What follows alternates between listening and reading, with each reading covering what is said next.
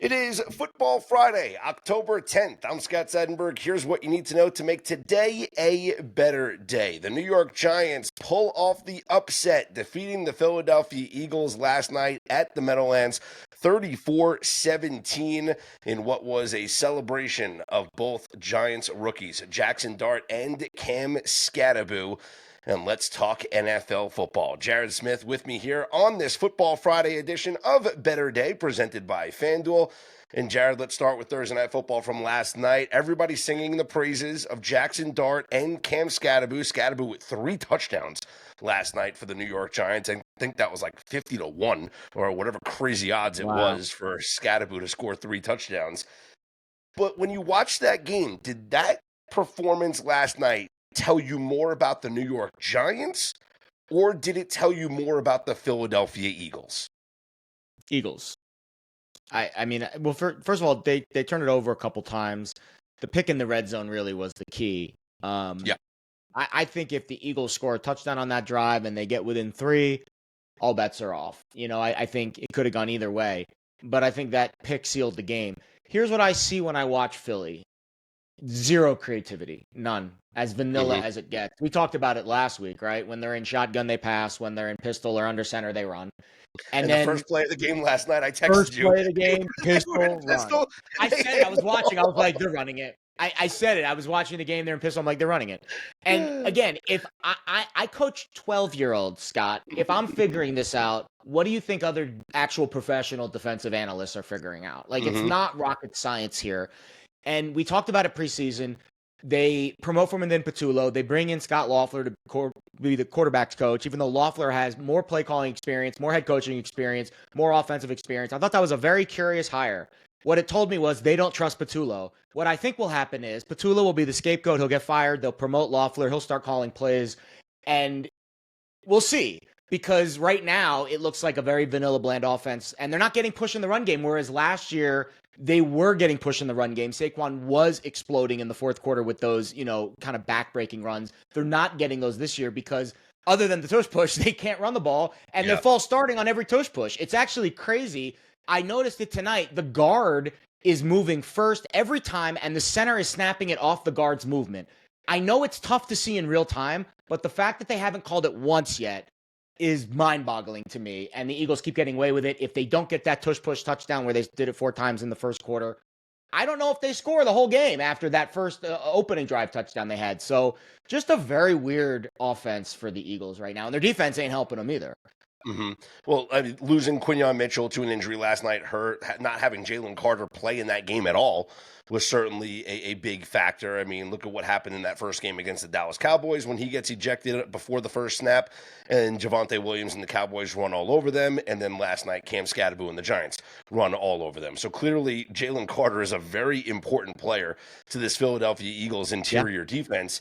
And then, they picked on the secondary. Once Quinyon Mitchell went out, they picked on the secondary, the Giants did, and I give them credit for it. You mentioned the tush push. Jared, I tweeted it out last night. It's getting banned. It is 100% getting banned this offseason. I cannot tell you how many people, I mean, you talk about the officiating aspect of it. There was a Giants player that got hurt on one of those tush push plays as well. Plus, it's bad television. This is an entertainment product. They change the rules all the time in a variety of sports. If Major League Baseball, the sport that doesn't want to change ever, can make rules to make the game more visually pleasing to the audience, to speed up the game by putting a pitch clock in, to institute the ban on the shift so that we can get more hits in the ball game, the NFL can make a change to make a play like this and ban it, and I think they're going to. 100%. Number one, first and foremost, it's an illegal play. It is an illegal, I tweeted out a similar thing last night. Someone hopped into my mentions and was like, oh, well, then why did they lie about it and say that it was an injury risk? That was politicking. That was the Packers politicking to try to get rid of it. Now, after I've now had a chance to really watch it and hear other people dissect it, it is an illegal play. The center is snapping the ball off the guard moving. It is not allowed in football. I don't care about the injury risk. That is a soft reason to ban it. I agree with you that they change rules for entertainment purposes. That is something to consider. But the main number one reason why it should be banned, it is not a legal football play. The guard is moving first, and then the center, great timing. They communicate it well. It's like kind of hypnotic in a sense. The center, as the guard moves, is snapping it. And it is to get that extra little leverage that they can, dig out in the bottom of that barrel, and it gives at the bottom of the pile, and it gives the Eagles an unfair advantage. It is not a legal play. That's why it should be banned. Number one reason, first and foremost. Yeah, because what's happening is the guard is attacking that nose tackle first, so he's chipping down. Then the center comes in, exactly. Then the center comes in, and that's what allows Jalen Hurts to go over the top. So it's just it's a loophole, but it's a loophole that now needs to be closed. The Eagles found the loophole, and they exploited it for a long period of time. It's like your taxes. Everyone cheats, and then you get caught, and then you pay the fine. Like, that's just kind of the way I think it's going to go. And, it's going to get banned this summer, I think. Well, despite the loss, the Philadelphia Eagles are still the favorite up on FanDuel to win the NFC East. They are minus 125. The Washington Commanders are your second favorite at plus 175. Are the Eagles still, in your opinion, the class of this division, or can a team like Washington claim the division title this year? Why not Dallas? I'll be honest. I think Dallas hung with Philly on opening night. I think both of those teams, with the Giants, they play them again in 2 weeks. I'll be honest. I think the Eagles, they were outgained in all 4 games. They are very fortunate to be 4-2 and not 2-4 right now. I think there is a big opening. What is it? How many years in a row have we not seen a repeat winner in this division? Do the Eagles look like a team that is going to repeat and put the pedal down and all of a sudden start winning games? I mean, I think 10-7 might win this division this year. Probably 11 wins, I think, right? The Eagles win total pre-flop was 11.5. I don't see them getting to 12. I think 11 is their ceiling this year, unless they make some drastic changes on offense and their defense all of a sudden wakes up. So, maybe 10-7 sneaks this thing out. Maybe it's Dallas. Maybe it's Washington. Washington looks good. Washington looks really good. 21 straight years it is without the repeat champ in the NFC East. And, this was a big win last night for my Giants. Win total over 5.5, especially after losing the game to the Saints last week. So you lose one and then you steal one. And that's what you have to do if you're going to hit some of these win totals, is if you lose one where you think you almost preseason chalk it up as a win, you're going to have to steal one somewhere else. So the Giants lose to the Saints. They steal one here against the Eagles. Very important. If you told the New York Giants that after 6 weeks they'd be 2-4, I think they'd be very accepting of this schedule right now. They'd be very accepting of where they are. And now I'm just curious how the market is going to react to both of these teams moving forward. So the Giants will take on the Denver Broncos in Denver, and that's on the 19th. So you look at the Giants now, they will next Sunday, so they have the extended break here, and then they go to Denver, tough place to play. And then for the Eagles, their next game is going to be at Minnesota against the Vikings. Again, you have the extended break. You have some time. But both teams are on the road. Will the Giants be an attractive dog in Denver against Bo Nix in that offense? Will the Eagles be dogs in Minnesota? Well, Denver's got no bye after the London trip. That's a tough trip. Yeah. I heard, and I'm sure you did too, Mike Palm was on VSiN today talking to his Viking source, and he was saying how Kevin O'Connell couldn't imagine if they played a game this week after coming back from London. They also spent 2 weeks. Well, the Vikings also spent 2 weeks. They did spend 2 weeks there. That is a good point. Point.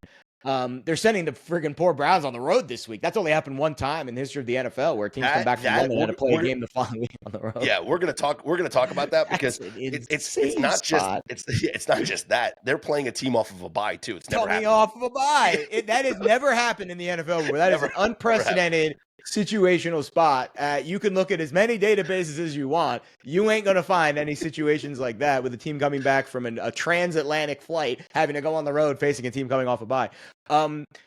Listen, I think Denver's legit. I think Denver is Mhm. absolutely legit in the trenches. too. And I know that's something you've been really hot and heavy on recently. And you know how much I love studying offensive and defensive lines because that is where the game is won and lost. So it's tough for me to say that the Giants, are going to stroll into Denver and push them around. I think Denver's playing much more fundamentally sound. I mean, we just saw what Denver did to Philly.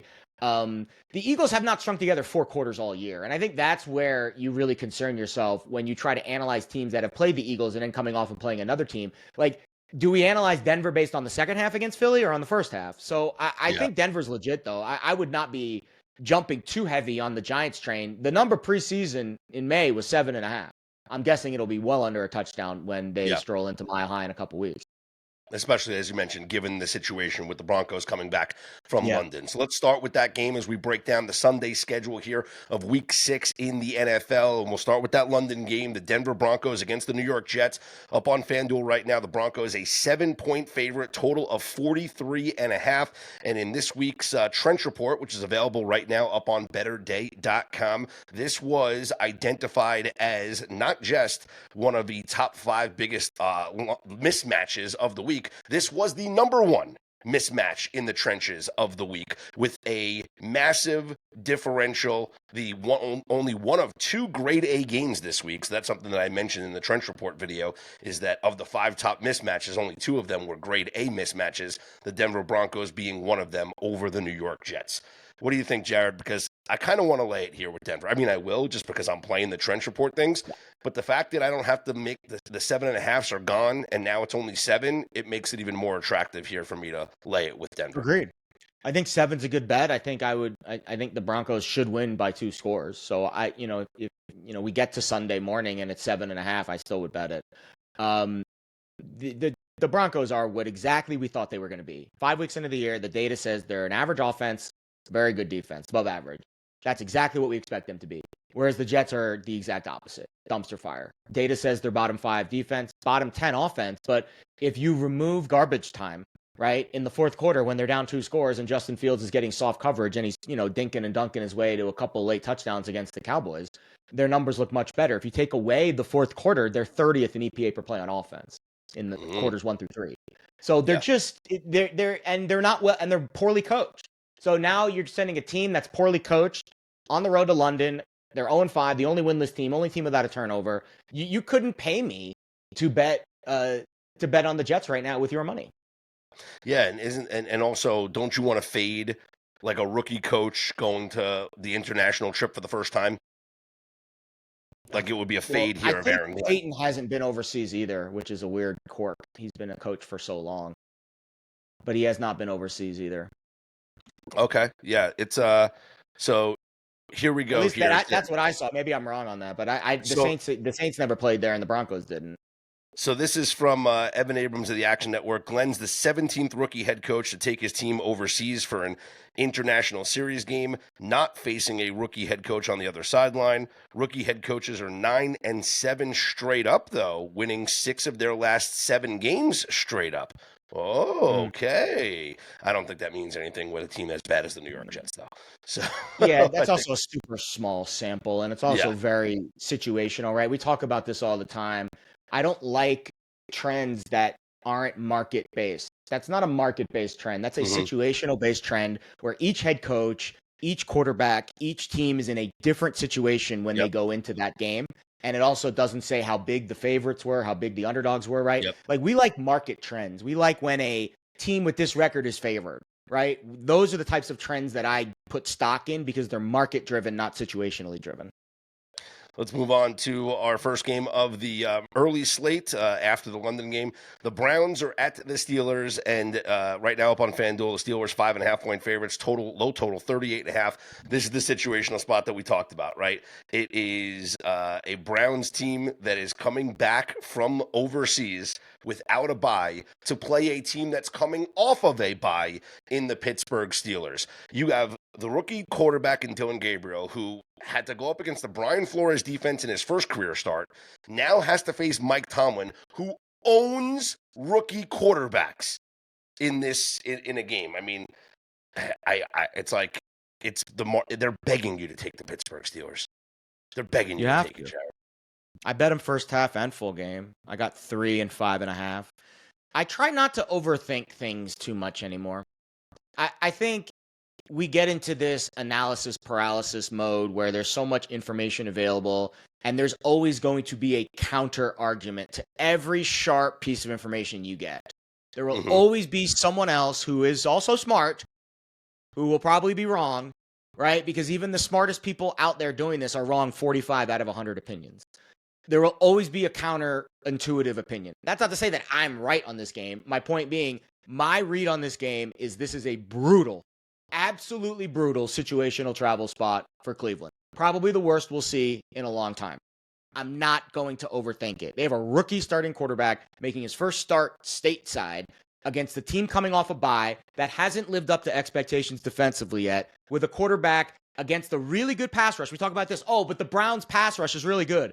Go filter the time to throw rate in the NFL and see which quarterback gets the ball out of his hands the quickest. It's Aaron Rodgers at 2.5 seconds. The pass rush gets neutralized when you have a quarterback that maybe you want to say is playing a little bit scared, but he is not holding the ball long enough for the pass rush to matter. So that element of, well, the Cleveland defensive line is really good isn't as big of a factor in this game as you might think it will be.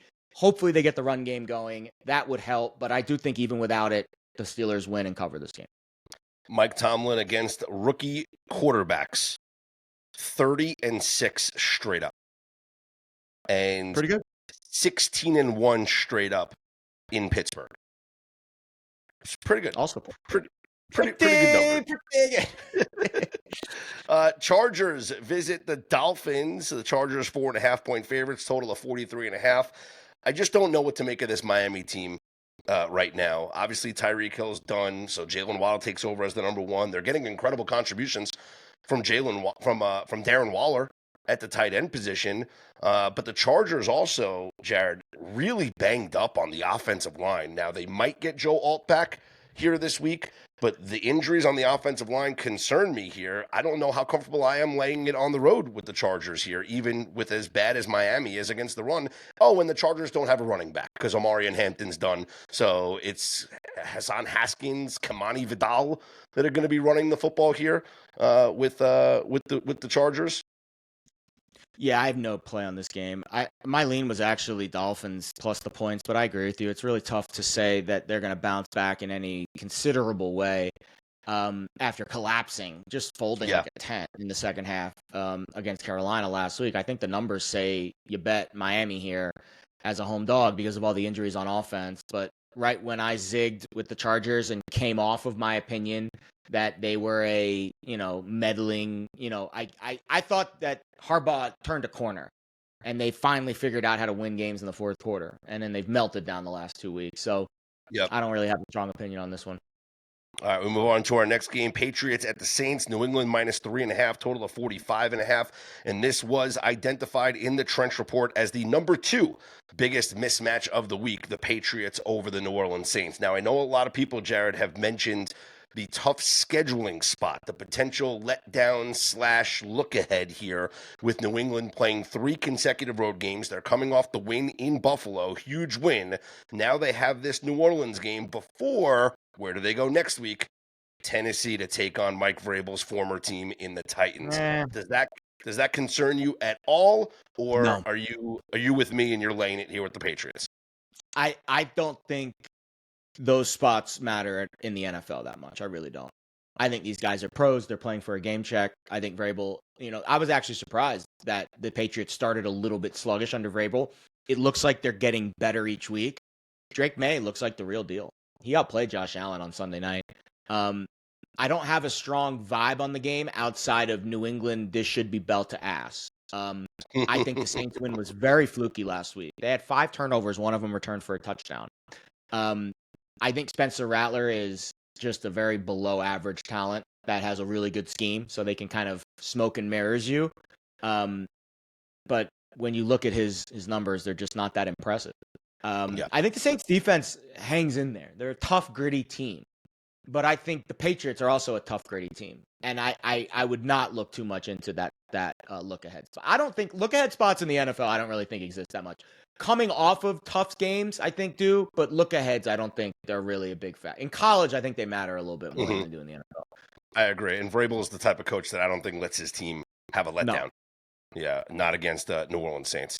The Seahawks visit the Jacksonville Jaguars. Jags -1.5 coming off of that impressive win against the Kansas City Chiefs, Jared. Yeah, you would think Seattle here's the play. The Seahawks have been one of the most consistently explosive teams in the NFL. One of two teams in the NFL, top 5 in both explosive play rate on offense and defense. The Jags, listen, they gave up 7.5 yards per play to the Chiefs on Monday night. They were very fortunate to escape that game with a win. If the Chiefs don't commit a gajillion penalties, the Jaguars lose that game. This feels like one of those games where we've seen Trevor Lawrence, like they're going to show you the highlight of the stumble Ruski, but they're not going to show you the brutal throws before that almost led to interceptions. They're going to show you the one great throw to Thomas and then the weird, wacky run. But Trevor Lawrence was begging to throw that game away. And on the other side, Jacksonville leads the NFL in takeaways by a significant margin. They have 14 takeaways in 5 games. That's 4 more than the next closest team. I just don't think that's sustainable. So Seattle coming off that weird game where they gained 8.5 yards per play and lost, like this feels like a perfect spot for that flip where you had the fluke results go the other way, right? Jacksonville got outplayed, won. Seattle outplayed, lost. It's just your natural instinct the next week is just to play the other side of that. I tweeted out on Monday watching that game. I said, is Trevor Lawrence blind? Because there's some moments throughout the game where, and kudos to Aikman for pointing it out several times, where he was like, he's open. You got to throw him the ball. ETN's right there. You got to throw him the ball. You got to get it out now. Get it out now. And still Trevor Lawrence is like rolling out and like looking downfield and throwing it in between 2 defenders and having an incomplete pass. So there's moments where I absolutely question whether or not Trevor Lawrence can actually see. But then he goes and throws an absolute dot to Brian Thomas Jr. and shuts everybody up. That was one of the best throws of the year, but he had 2 absolute brain farts before that. Yes. Cardinals are at the Colts. Right now, Colts 7.5-point favorites, total of 46.5. And obviously the status of Kyler Murray is going to influence the market here and the line. He did not practice for another day on Thursday. We'll wait to see what his practice is like here on Friday. But judging by this week, I would think that this is a Jacoby Brissett game for the Arizona Cardinals, Jared. Yeah. And listen, I mean, I think we talk about it too with this Colts team. We have to throw out the priors, guys. Like we just do. Right? We discussed it offensively, like can Daniel Jones keep this up? The obvious answer is not at this rate, but Jonathan Taylor's legit and Steichen is, giving them winners. I mean, he's just serving them like platters on platters. Like, hey, these are easy winners. And Jones is executing them. They're layups, right? And some quarterbacks like Anthony Richardson can't hit the layups, but Jones can. And they've got a good run game. And what did we talk about a couple weeks ago when they played the Rams? Like this defense, guys, I think the secondary is a little bit patchwork, right? You had the poor, what's his name, retired midweek after getting toasted by Nakua. His name's eluding me right now, but I did the film study Howard. on it last week. Yeah, Xavier Howard. Thank you. Yeah. The secondary's patchwork, but the front seven's legit. Like they have some guys that can rush the passer, and they have a couple of decent linebackers that can kind of fill gaps. And Anarumo, you're watching it with Cincy, guys. It wasn't his fault that they were bad. Like the personnel stinks. And I think Anarumo is still at his core a really good schemer. And if you give him some decent talent up front, he can kind of put some pieces together. This is the Colts team. They're one of 2 teams in the NFL top 5 offense and defensive EPA per play. And the Lions are the only other one, and they're barely fifth and fifth in both. Colts 2nd and 4th. I mean, Indy's a legit team. And maybe Jones is kind of a punchline, but I think the Colts are for real, guys. Jared, you didn't know that Howard he played 4 games, so his red shirt is still eligible. So yeah, he opted out now so that he can get the red shirt year back. It's smart. It's a smart thing to do. He went home and made toast. He went home and made toast for dinner after getting toasted. Rams at the Ravens. LA is -7.5. And again, the market telling us that Lamar Jackson's not going to play once again, as he has yet to practice this week for the Baltimore Ravens. This was a game that was identified in the Trench Report as the number 5 mismatch out of the top 5s, with the Rams over the Baltimore Ravens. With no Lamar and this defense looking as bad as it's been, the only way to look in this game is the Rams, in my opinion. It's the only way to bet it. Or the over. Yeah. right? Or a Rams team total over. Sure. I do think you'll get something from Cooper Rush. I do think you'll get something from Derrick Henry. I do think they will show some desperation. They will try to pull out some rabbits. I still like Monken as an offensive play caller, but it should be one-way traffic here. I did take over 44.5. I think I would take Rams if it ever touched 7. I think that's the way I would play it. Like it. Cowboys are at the Panthers. Cowboys -3, total of 49.5. And Rico Dowdle coming off of a game where he rushed for over 200 yards. Now he gets to face his former team in the Dallas Cowboys. I will say this, in the Week 6 Trench Report, this game was identified as one of the rushing mismatches. But Jared, it was both ways. The third biggest rushing mismatch between run blocking and run defense was the Panthers over the Cowboys. Number 4 was the Cowboys over the Panthers. So both teams should be able to run on each other in this game. Yeah. So one of the big surprises when I look at some of the macro numbers for the year, I never would have guessed through 5 weeks, Carolina's defense is third in EPA per play. Not terrible competition either. Jags, Pats, Cardinals, Falcons, Dolphins, those are all top 22 offenses, so they have not faced the bottom 10 offense yet. This is stunning. I mean, they finished dead last in EPA per play in 2024, and now they're top 5. Is it sustainable? Probably not. They've had some swing games, right, where the pendulum is drastically swung and back and forth. Maybe that's, skewing the numbers a little bit.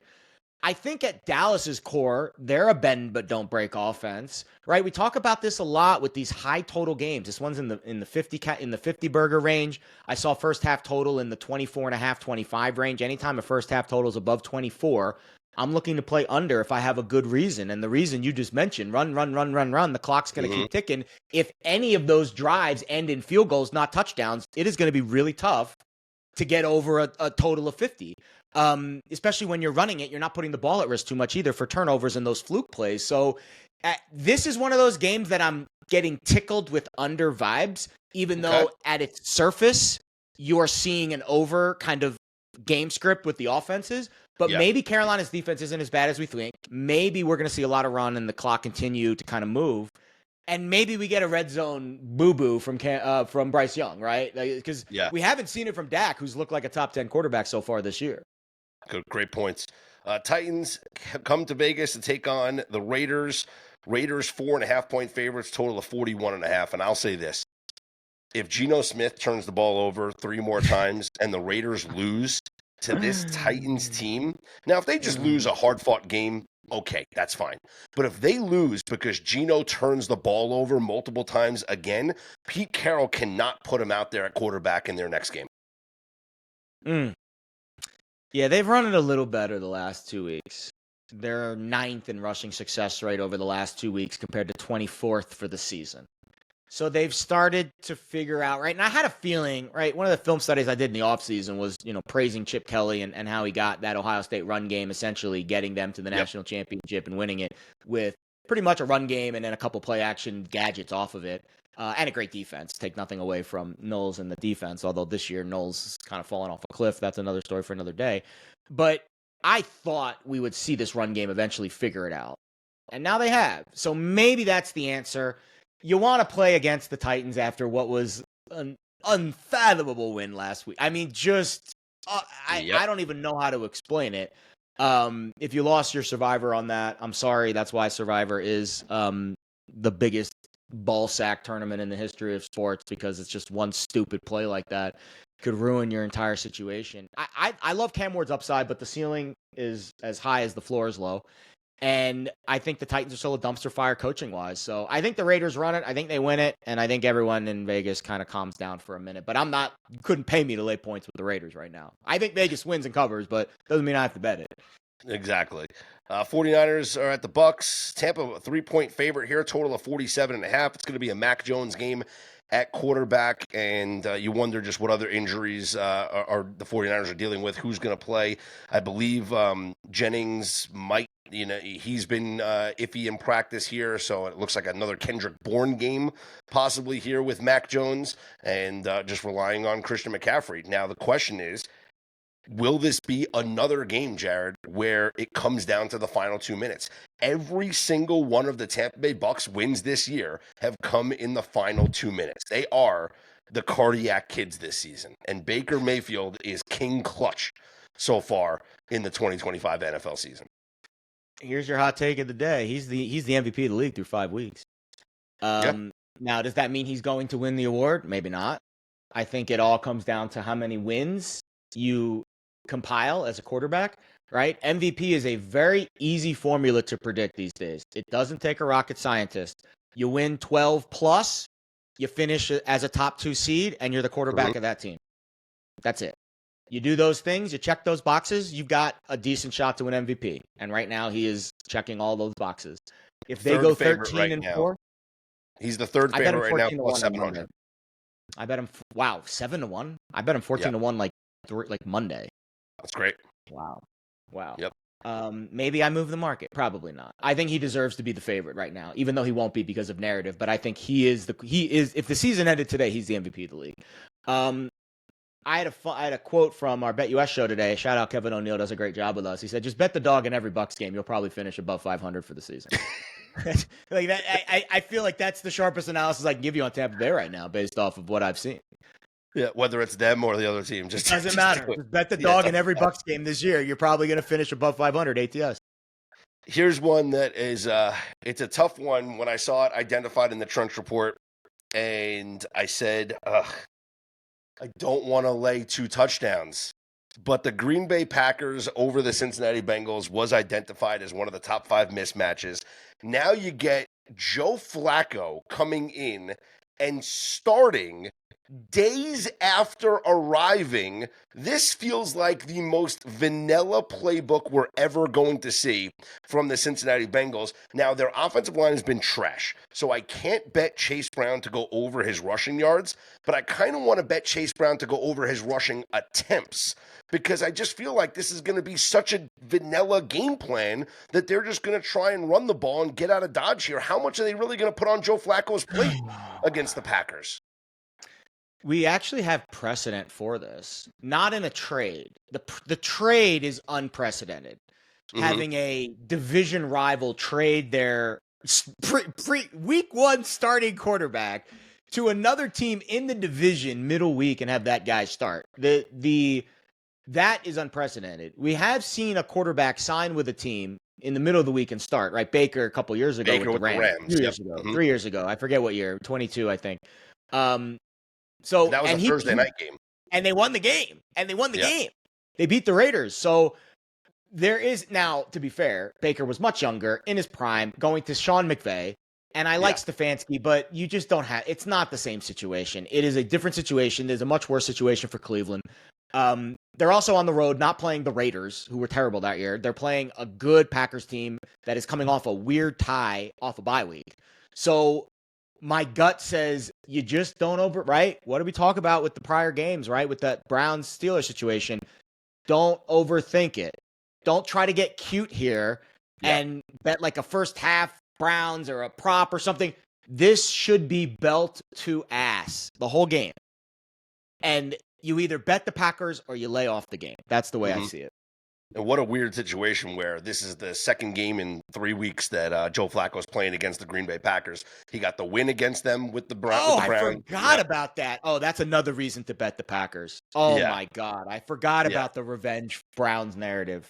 Great point. So now the Bengals come into town with the Packers coming off the bye, and a vanilla playbook here for the Bengals. This is just a bad spot here for Flacco to be in. So,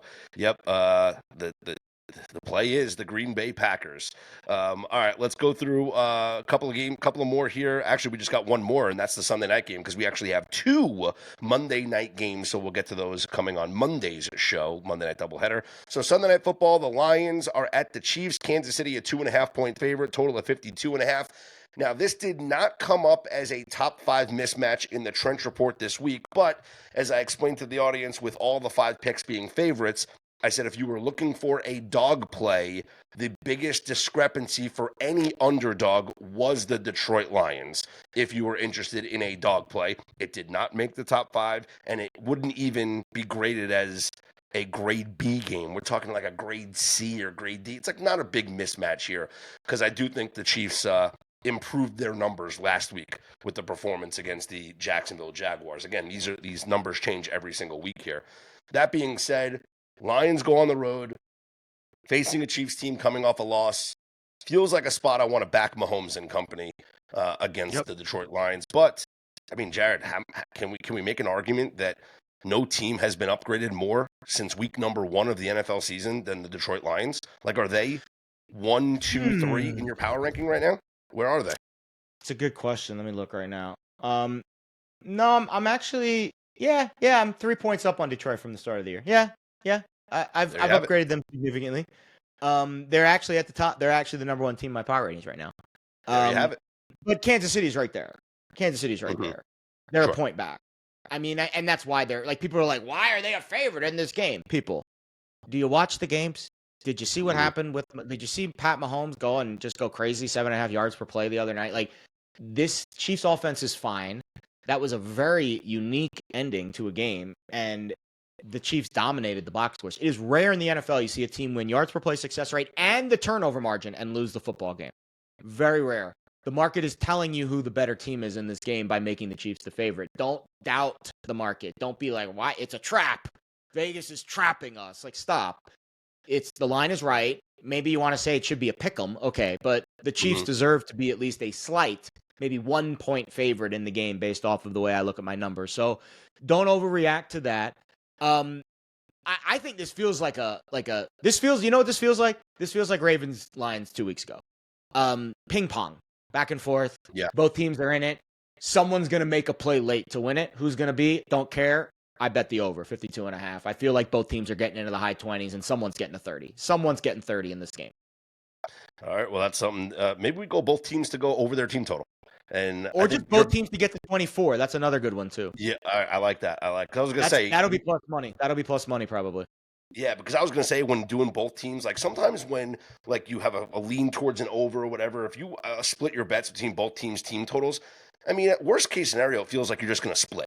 You know, if one of those teams goes and has a dominant performance, like you're not going to lose both of those bets unless it just goes completely. But 27-24 or 28-24, you would win a plus money both score, and you would lose an over 52.5. So again, there is 2 scenarios where you could thread the needle and actually be on the right side of the wrong call in the game, but still, because you bet it properly, you're going to win money. I'm curious. It'll take me a second to pull it up. For both teams, you can pull up. BetMGM does a really good job of this, right? Both teams to score. It only gives you 20 or 30. If I dug, I'd probably find a book that can give you the exact totals. You'd probably have to bet each one individually and probably same game parlay it. But I bet you could find it, probably on DraftKings, probably will have it, where you can do a plus money, both teams to score 24 or more. I think that'd be an interesting wager for this game. Yeah, I like that. That's something. Here we go. Both teams to score 25 on FanDuel is plus 182. Yeah, I mean, that's a whopper. I would prefer 24 because I want to win on 27-24. Of course. Yeah. Well, of course. It's a much but sharper 25 number. at plus 180, that's a whopper of a number right there. Plus 180, man, it's almost 2-1. Yep. And again, the game total is 53 now. We're probably going to you would assume you'll get some more over money for a primetime game with the Chiefs and Lions. So you would assume we're going to close 53 or higher. 25 each. I know games don't land 25, but 25 each is 50. So hey, 28, you're getting a little wiggle room. Let's go. Yeah, 28, exactly. 26-25 final, and you win a plus 180, you would have lost the minus 110 on. Interesting stuff there. All right, that'll do it for our NFL episode. But Jared is going to be with me for our Football Friday college football episode, also available right here on the Better Day podcast feed and up on betterday.com. And speaking of betterday.com, not only is the Trench Report up there under the research and analysis tab, also our fantasy football article for week number 6. I was joined by Jeff Erickson of RotoWire and SiriusXM Fantasy for our fantasy football conversation that is not available on the podcast feed. That is only exclusively for you Better Day subscribers. So go to the website, betterday.com, click on the research and analysis tab, click on the Better Day fantasy articles. You'll find the link there if you want to watch the interview with myself and Jeff Erickson or just read the article with all the fantasy football advice for this weekend. And you can check out the Trench Report that goes up every single Wednesday on the website as well. Programming alert. Jared will be on Fox Sports Radio tomorrow, Saturday morning, his normal Saturday morning spot, 9 a.m. Eastern time. If you want to make sure you tune into that, get ready for college football. I'll be on VSiN tomorrow night, so we'll have the NFL preview show as well. And here's hoping you make today and every day a better day.